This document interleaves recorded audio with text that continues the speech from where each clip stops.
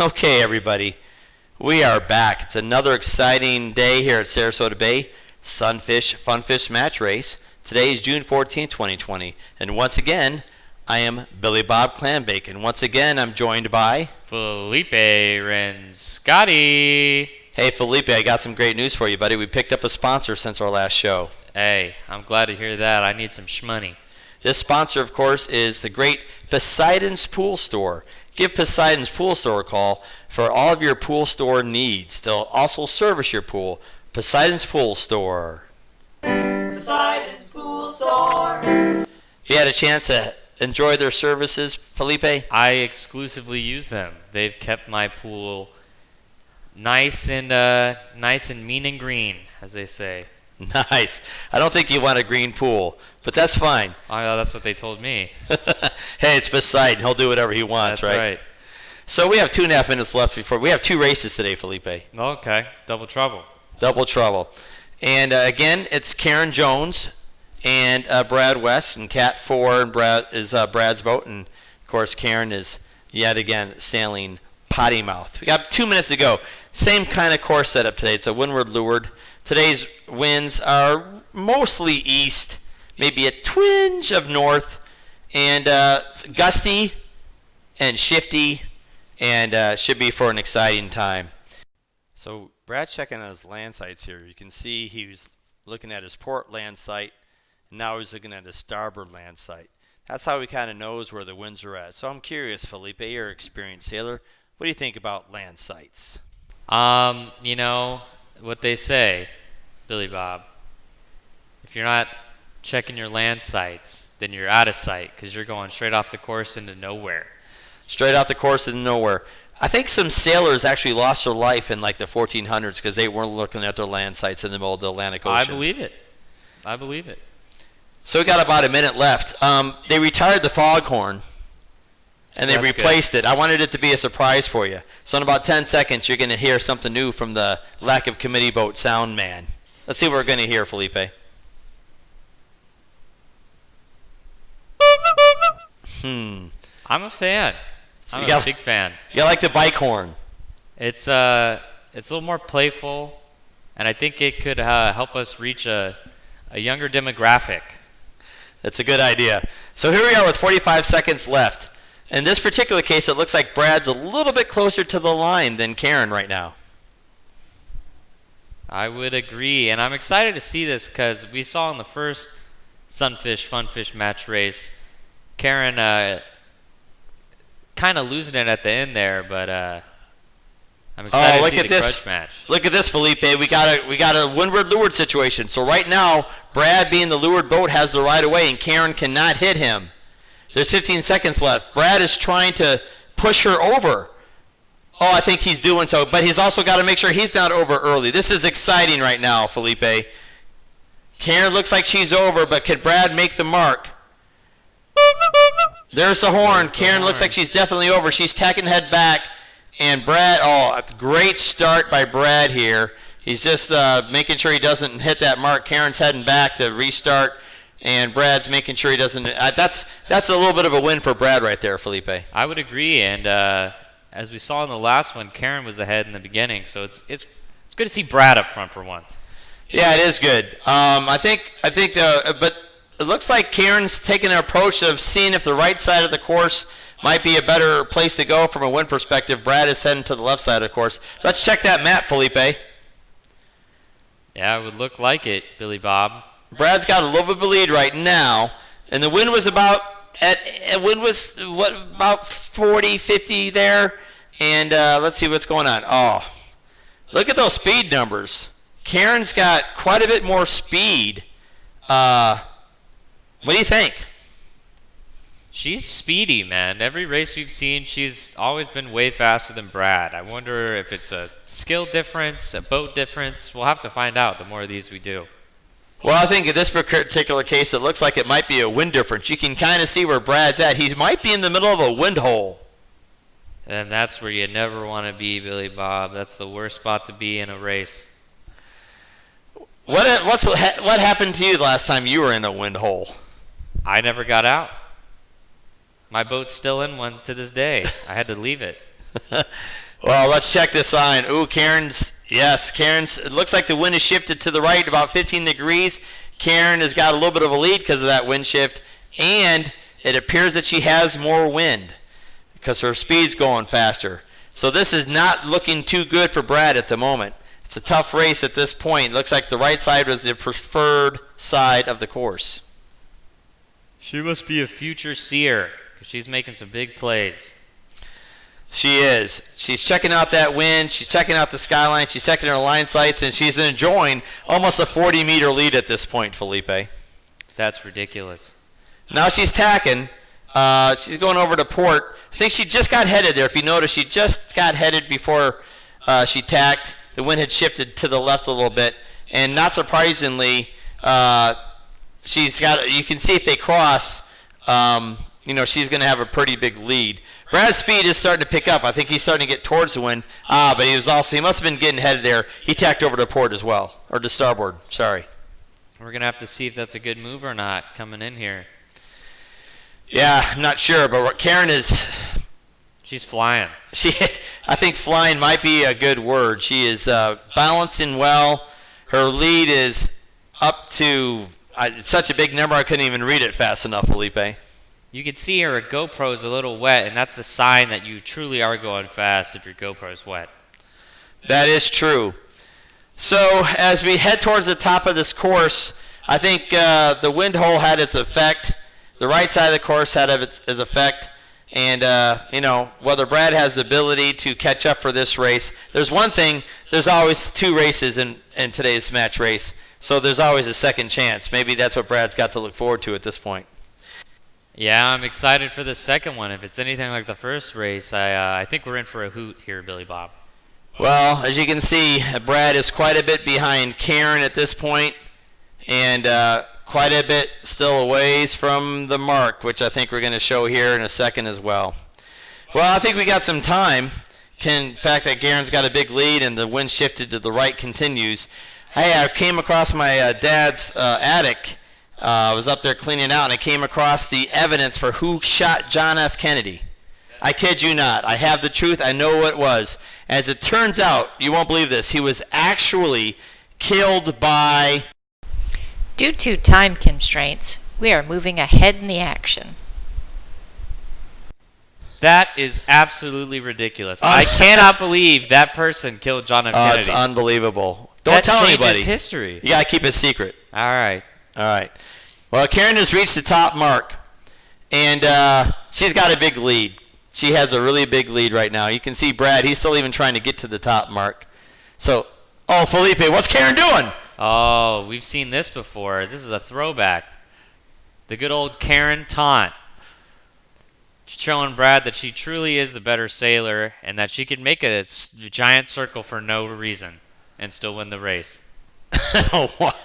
Yeah, she's certainly done it. And unlike the first race where that didn't work out so well, as you can see, she heads downwind and she is just, well, I think this race is over, Felipe, I got to tell you. I would have to agree here, Billy Bob. So Karen's heading downwind. Brad's approaching the top mark. I think he's actually starting to see that wind, feel that wind. He's starting to sail, I think, an effective race, but the problem is... Is it too late? Yeah, I think it is too late, Felipe. Karen is a good downwind sailor. As you can see, her speed is above 4. Brad is reaching the top mark. There's birds on the top mark, Felipe. What do you think about that? Why are there can we talk about that, Billy Bob? Why are there always 2 birds on these things? And how do we get rid of them? Well, do they know each other? That's a good point. Are they brother and sister? Are they mother and father? Are they the same gender? I don't know. It's one of those situations where all you can do is speculate. That's all you can do. But I think what's exciting here, Felipe, is now that Brad's going downwind, we can at least compare their downwind performance. And Karen is, she's got a pretty big lead. She's doing pretty well. She's about 4, and I think she's the type of sailor who, when she's going downwind, she knows how to balance the boat and make the best of what she's got going for her. You're saying she's good at keeping the speed up. Yeah, I think that's what I'm saying. And what I think you'll notice that she's holding on to the centerboard. That allows her to help lean out and reduce her wetted surface. I'm not sure what that means, Billy Bob, but all right. All right, she just looked back, checking on Brad. She's ahead of Brad, checking on what Brad's doing. That's smart. Always smart for her to do. She's getting ready to approach that finish line. You can see there in the distance that red and white hippity hop of success. The final stretch. And there it is. The winner of race 1 being Karen. So instead of watching Brad finish and dealing with chop, let's check in with our sponsor, Felipe. Absolutely.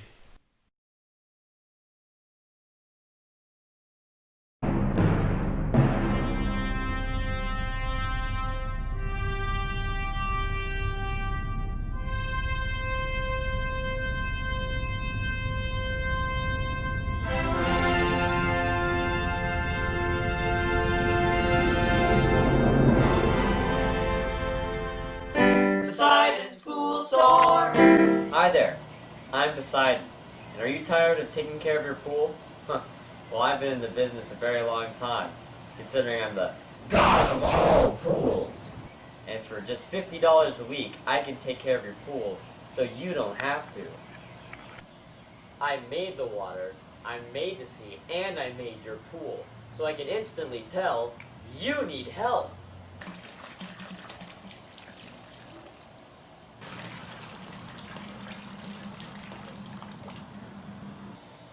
Who knows more about the creatures of the sea and of your pool than me, who put them there? But I know how to get them out. Poseidon's Pool Store. Not certain? Don't buy it? Well, here's a look at one of our satisfied customers. What? Tell them how much you like our services, Tom. Well, actually, I think they're a little overpriced. What?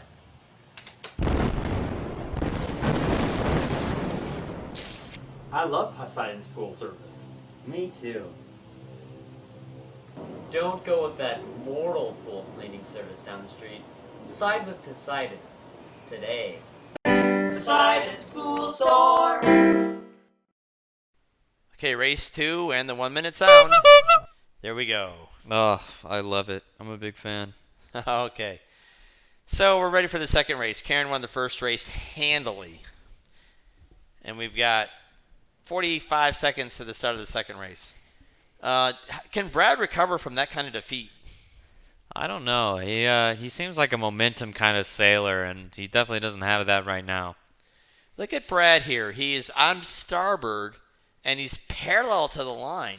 That suggests a pretty big wind shift to the left, and he tacks, and now he's basically going straight at the line. And I think Karen's going to get caught away from the line here. That wouldn't be good for a start. The wind is now all the way down to 40. That's a 40-degree shift from where we were at the end of last race, Felipe. You never know what's going to happen with this wind, man. That's the hard part. Brad is stalling, waiting for time. He's got 3 seconds left. And here's that horn. And we're off, and wow, this time Brad's going to have a pretty sizable lead to start this race. Karen just now getting to the line, Felipe. I'm lost. I just love that horn sound. Well, I can tell you this is interesting. So when you're going upwind like this, the question is, do you want speed or do you want pointing angle? Right now, Karen and Brad are about even. Karen's got the inside, but she's bearing off for speed. She's going 20 degrees to the right of Brad, and it's called pinching her off. And you can see Brad is pinching and moving ahead, and at some point, Karen is not going to have good air anymore. She's going to be in a momentary kind of wind hole. Man, don't mention that word around me. I just want my boat back. Yeah, look, Karen's speed is dwindling, and that's tough. The problem is, port tack is so favored right now that I'm not sure what options that she has. What would you do in this case? I would try to line up the boat to be stealing some of that wind from Brad. Well, as you can see, she went ahead and attacked the starboard. The problem is that's such a big header, and look at that. Every moment she spends on starboard is just more and more meters she's falling behind. That's not looking good for Karen. Now, here's some other boaters out here enjoying the bay. Do you think they use Poseidon's pool stores? I would hope so for such a great company. I mean, who else doesn't want that nice green glint when they're swimming? Alrighty, so as we head towards the top mark, Karen is trying to figure out now how to make up some ground. She can ride the waves. She can enjoy a wind shift to the left would help her out some more. I'm sure the wind's probably going to continue to go left. But she's got to do something. In this particular case, she's probably at this point 30, 40 meters behind. And I will say this, Felipe, because the wind has shifted so much, they're not going to have to tack as much to get to the top mark. It's going to be more of a straighter shot. Interesting. So no possible collision, you think? Yeah, I don't think so this time. Though the collisions appear to... Oh, look at Brad. He just got a gust. Look how he flattens that boat, and he's over 5 miles an hour right now, Felipe. Was that a record high for this show? It could be. We'd have to go back and check. That's a fantastic question. But look here. Karen got that gust as well, and she's closed the gap a little bit, I think. Favorable, for sure. So Brad is getting ready to attack, and he looks like he's on the mark. He looks like he's on the ley line. And here's Karen, and you can see the cross coming. Why don't you navigate us through this cross? They're going to be, well, I don't know. It's a little hard to see, but it looks like Brad's definitely going to make it there first as he doesn't have to turn, but Karen does. I wonder if those birds are still on that mark. What do you think, Bob? Well, not only is the question, are those birds still on the mark, but another question is, are they the same birds? And if they switched out, what's the, what's kind of the... Do they have, like, shifts? Yeah. What kind of determines whether the birds stay, leave, who takes their place? There's a whole, I read about this at one point in time. There's a whole underlying kind of secret society of pole-sitting birds. Really, I'd have to read up on that. That sounds interesting. So look, one guy is holding the roost, right, as it were. No pun intended. Hey, Brad's trying to make this mark. You think he's going to make it? It looks like he's got it.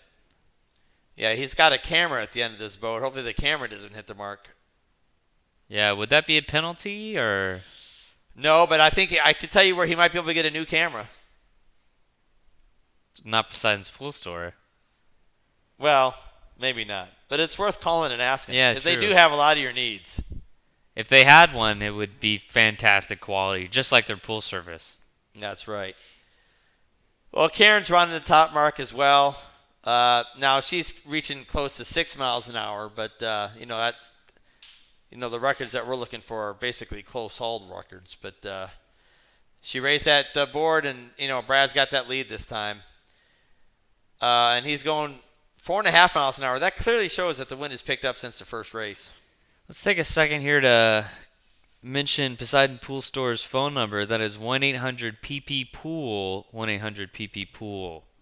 Isn't that one number short of an actual phone number? I'm just reading the script, Billy Bob. This is what they gave me. So if they're one number short, what do you suggest they do? Probably add a P. What? That's what I would do. When in doubt, add a P. All right, well, as we're nearing the end of this race here, I wanted to make sure that you've had a chance to update us on how your family is doing. I know you've had some issues. Yeah, after my daughter is still stuck out there in that wind hole, I managed to swim to safety. I took the only life jacket on the boat, and I kind of left her out there. I called the Coast Guard, but so far no response. Hopefully we'll hear back. Now, where was this at? Was this in Sarasota Bay or somewhere more dangerous? The Bermuda Triangle. Oh, okay, nice. Now, what boat were you racing? Curiously. A Sunfish Funfish. Of course, and they do really well 50 miles offshore. Absolutely. Well, Billy Bob, we got about a minute or so left in this race, and Brad doesn't appear to have the same balance on the boat that Karen does downwind.